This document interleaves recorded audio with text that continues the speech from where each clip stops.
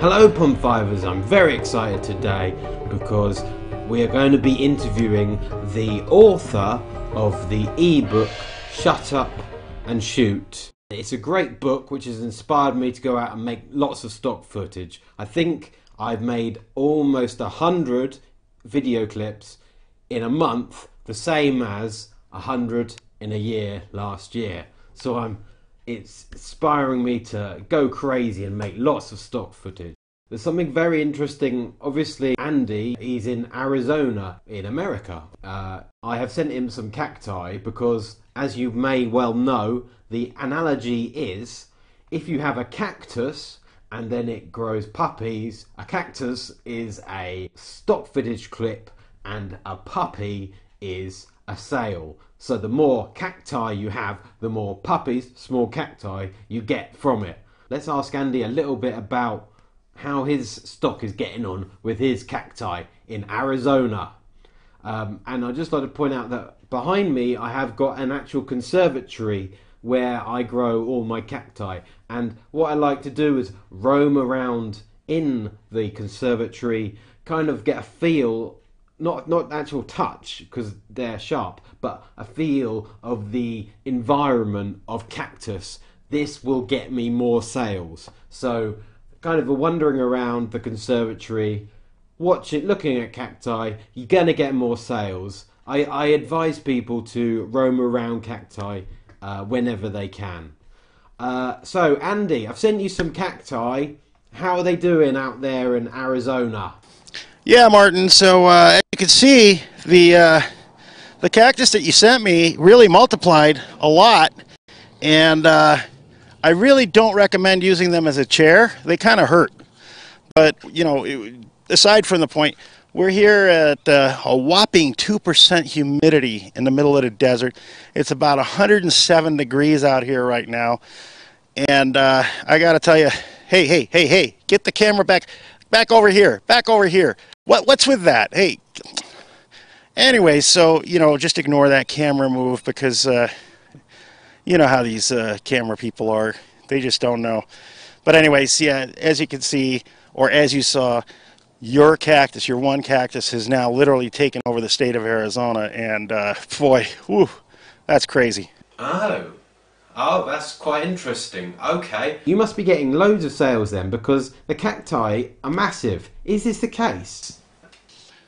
Yeah, absolutely, Martin. You know, as a matter of fact, I tried your repotting method where you did the repotting of the cactus.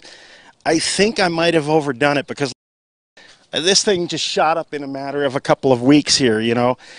No, back down here. That's this thing, this fat thing here just in my front yard. I don't know what I'm going to do with it.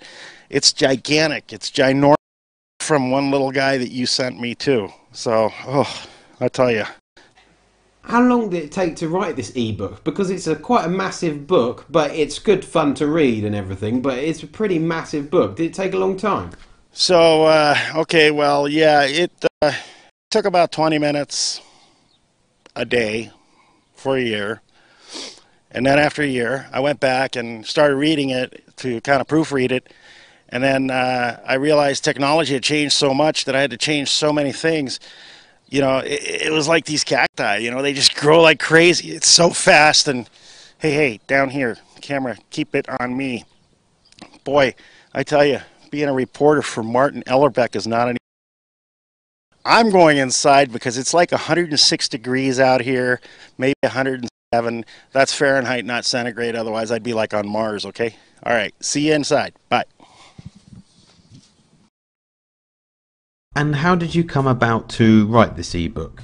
Well, as you know, it all started with one word, shut up, which I know it's two words, but for the purpose and intent of this conversation, it's one word because I'm the author and I said so. And then I added a couple of more words, and then, you know, a noun, an adjective, maybe an adnoun or something, you know, and I put a period. And that was the first sentence, and that's how it all got started. I've got a controversial question for you, which I'm going to ask you about, and it's about pricing of stock footage on Pond5. Now, I did a blog on it, and I used your image of lightning striking twice, and I was saying that this is such an exclusive image that you can price it at a really high rate. But I was also saying you should be able to price stock footage above $50, and anything below that is just crazy because you're not making any money. But that's just my opinion. What's yours? All I can say is I don't really have an opinion on that per se, but I have a rule, and it's a really simple rule. Basically what I do is I take a $50 bill, okay, and I just put it on my chair, and then I sit on it. That way I can legitimately say I'm always pricing things over $50. You know what I mean? Pricing is one of those things that's totally subjective, and it's based on several things. I price things based on how difficult it was to get the shot, how dangerous it was to get the shot. You know, all these different things come into play, and of course I have a little advantage here living in the turf that I am, where we have a seasonal event called the monsoons, for example, where we get beautiful lightning storms. This doesn't happen everywhere in the world. So of course people would have to travel here, like my buddy Alistair Chapman from your backyard in England.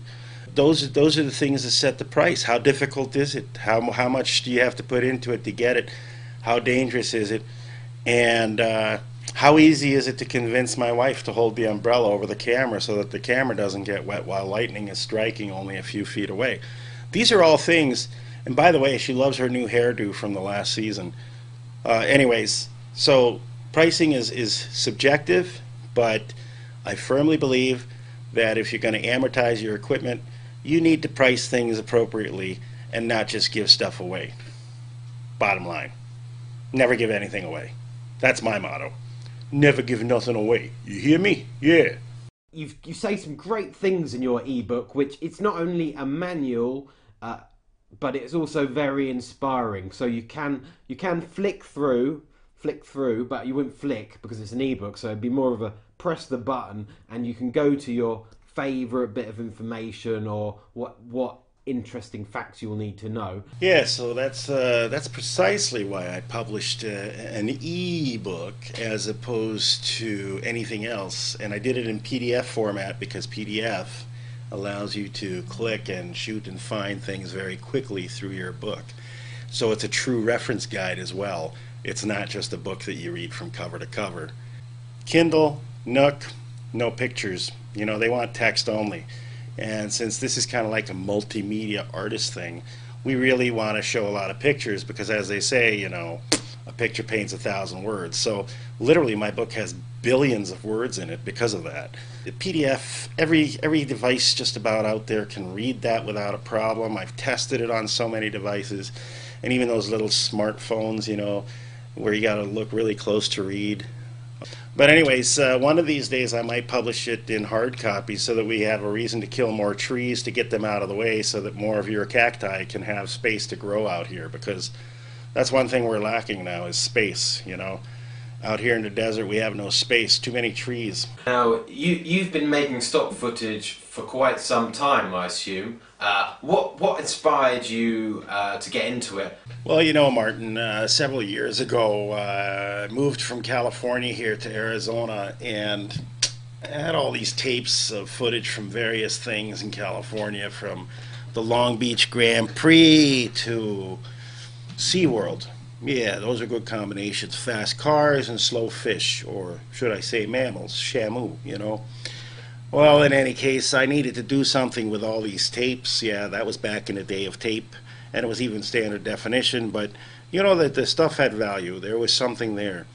So I actually wrote a business plan. I was going to actually build and develop a microstock or a footage website to invite other people and let's sell some stock footage.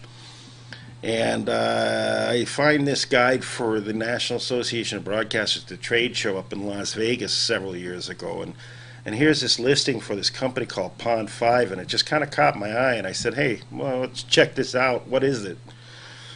And so I went to their website and I saw that they were doing, it was like they broke into my house and stole my business plan or something, and really did it fast. And And anyways, I figured it was easier to just work with them than rather than reinventing the wheel, you know. So that's what I did, and here we are several years later, and it's been really it's been a trip, you know. It's a good deal.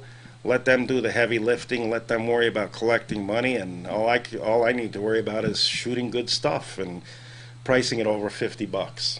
That's the key. Over 50, you know, that $50. Yeah, make sure you charge more than $50. Why do you think Pond5 is the best stock? I'm putting it out there. It's the best stock provider and best for us, the Pond5ers, the providers. Well, Pond5 probably is the most popular, the friendliest, the nicest. I can't think of any other adjectives at the moment because this hat's kind of tight. And but you know, the cool thing is Pond5, they invite us every year to come over to their booth at NAB, for example, or any other show, to have free beer. Hey, that's something. And then they take us out for dinner, you know, to kind of thank us artists, but we're limited to $5, so we can only get a Big Mac. You know, it's at McDonald's typically. And then they do give away these haute couture T-shirts. They're really nice cotton, very soft, and, you know, free advertising for them, because they won't pay my bill when I send them an invoice for advertising for them. By wearing this shirt, they refuse to pay. But that's really cool because, you know, free shirts, hey, I'm dressed for the year. Okay. The only thing that's not good about the color is here in the desert, black, well, you know, figure it out, it's really hot. But other than that, if they came out with like white with black lettering, that would be kind of cool. Or maybe how about white with blue lettering, which would go more with their logo. I don't know. Just a thought. But other than that, you know, there's some other great upsides. The community forums are really cool because, you know, people love to whine about sales and stuff and, you know, that kind of thing. And then the other really cool topic that's always really awesome in the community forums is that dead horse that they got to beat to death over and over again about pricing. You know, what should I price things, which we've talked about a little bit. So I'm not going to go there again, but just as a reminder, here's the $50. Okay. Anyways, and the only downside that I can see to Pond5 is that talking about them makes my throat dry, so I have to drink something because I'm in a desert and 2% humidity. And the way you can tell is the glass doesn't sweat. This is ice in here, and it's so dry here that the sweat on the glass evaporates immediately. And that's why I put it on my hard drive right here, which died. And so I lost all my records from Pond5. So I'm at their mercy. But at the year end, you know, when they send me that 1099, which is basically an American tax form for those people that don't live here in the U.S., you know, I end up having to pay taxes, which in turn goes back to the administration, the American government, which allows them to do stimulus stuff. And what that all basically leads up to is that us as a group of stock media artists are a very stimulating group. And that's all I have to say about that.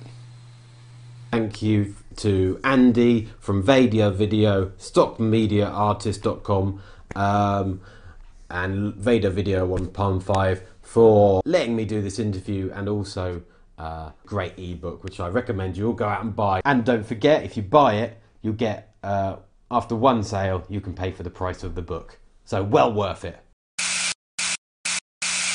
Just trying to change some pricing on some other artists' prices, you know, because they should all be like $50 at least. Thanks for watching.